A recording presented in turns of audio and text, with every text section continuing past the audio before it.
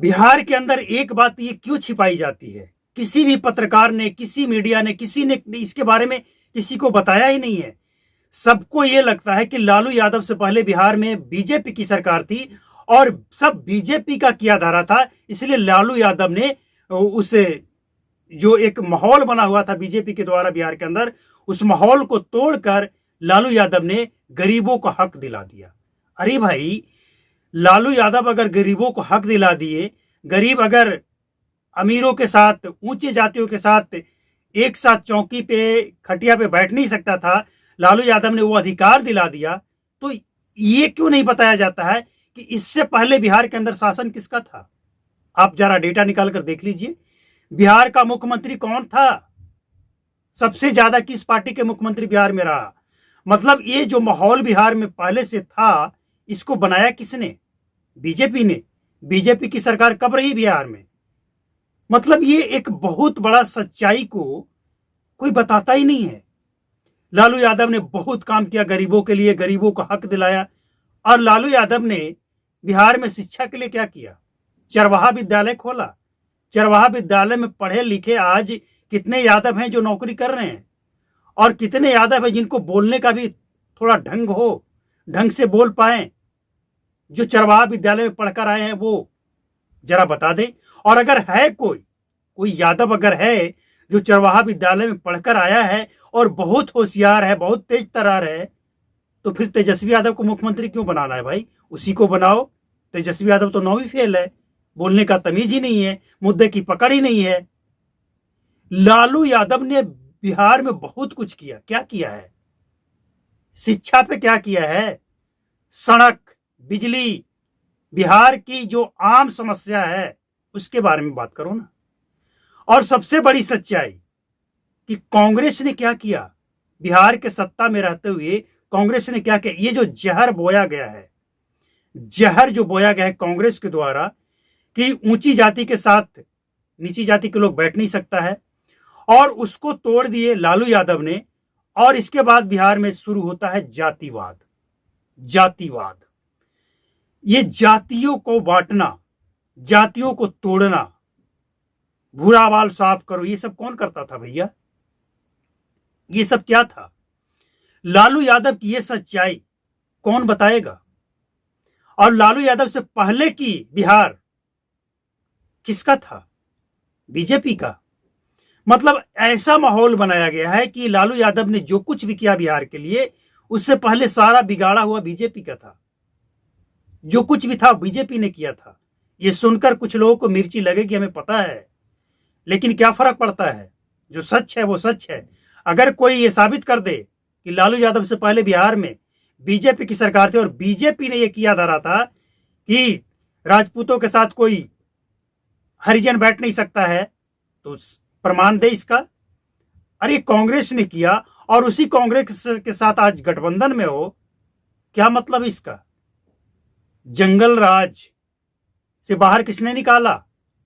कांग्रेस ने, आरजेडी ने, या महागठबंधन के किसी दल ने?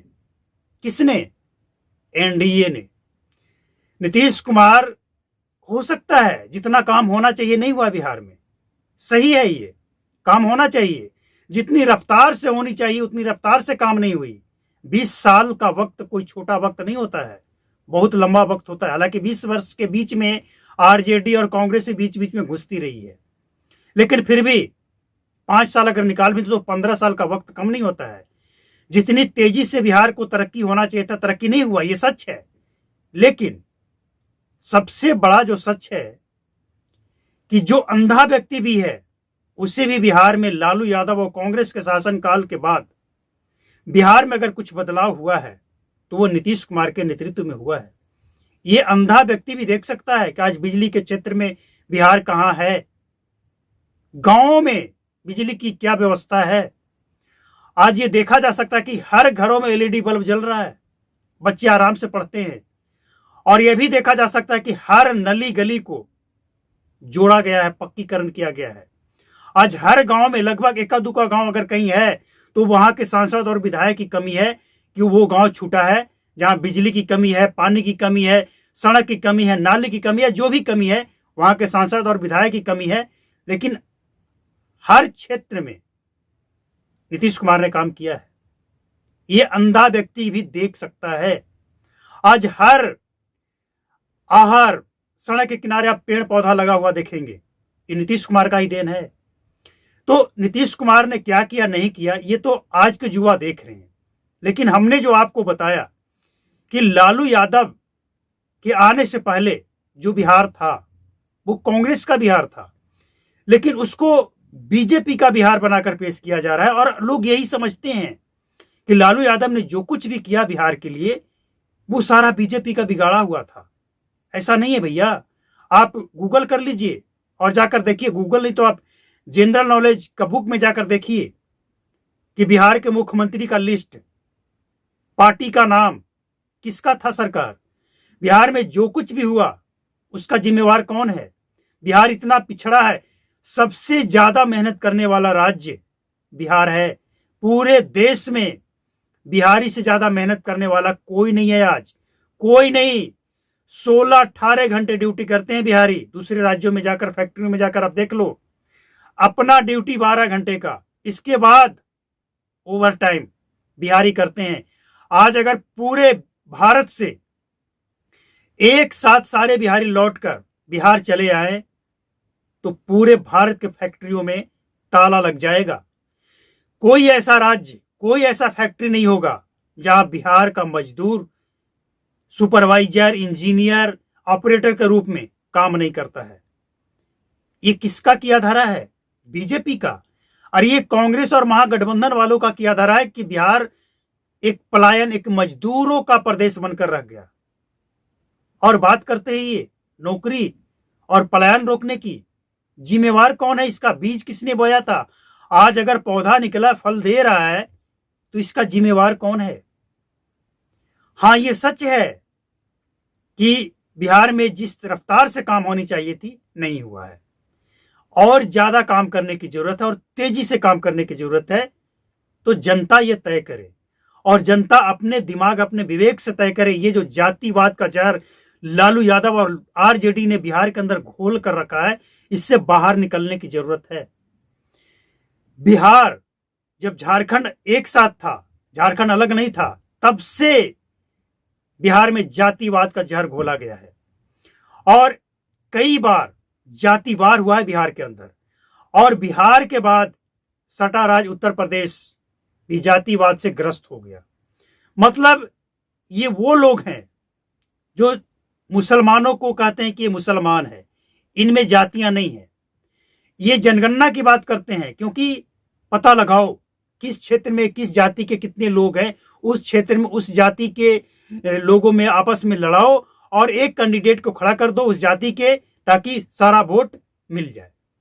ये जनगणना इसलिए नहीं कराना चाहते कि जनता का भला हो, जातियों का भला हो। जनगणना इसलिए चाहते हैं कि उस क्षेत्र में उस जाति के कैंडिडेट को खड़ा किया जाए, उस क्षेत्र के उस जातियों को कैसे लड़ाया जाए।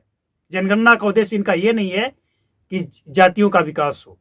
तो अब समझने की जरूरत है, बिहार में ये जो कुछ भी चल रहा है ना, ये जातिवाद, ये जंगल राज, ये किसके शासनकाल में चलता था? किसका महागठबंधन था ये? उस समय नाम महागठबंधन, इंडिया अलायंस हो या ना हो, यूपीए या क्या था? तो सवाल तो बनता है ना, किससे? बिहार के लोगों से। कि आप कब समझेंगे आपके परिवार, आपका समाज, आपका राज्य और आपका वोट कैसे उसका इस्तेमाल किया गया है? अगर आज नहीं समझेंगे तो कब समझेंगे? क्या आरजेडी में पढ़ा लिखा कोई नहीं है जो बिहार के मुद्दे का पकड़ हो? जिसके पास बजट आया, तेजस्वी यादव का बयान आपने सुना, ये बजट बढ़ाकर पेश किया गया है। बिहार में कोई रेवेन्यू का स्रोत नहीं है, फिर आप 2,500 रुपया महीने के कहां से देंगे हर महिलाओं को? 5 करोड़ महिलाएं बिहार में है, जिसको आपको 2,500 रुपया महीना देना पड़ेगा। कहां से देंगे? आप खुद कह रहे हैं कि रेवेन्यू का स्रोत ही नहीं है, कहां से देंगे आप? इसके बाद आप कह रहे हैं नौकरी भी देंगे, सैलरी कहां से देंगे? जब बजट बढ़ाया हुआ है तो आपके आते ही बजट में अचानक से ऊपर से बारिश होने लगेगा, कहां से बजट आएगा? मतलब कुछ भी फेंको, जनता को बेवकूफ बनाओ और बस यही चाहते हैं ये। तो जनता को जागना पड़ेगा, समझना पड़ेगा कि ये बोल क्या रहे हैं, ये करके क्या आए हैं।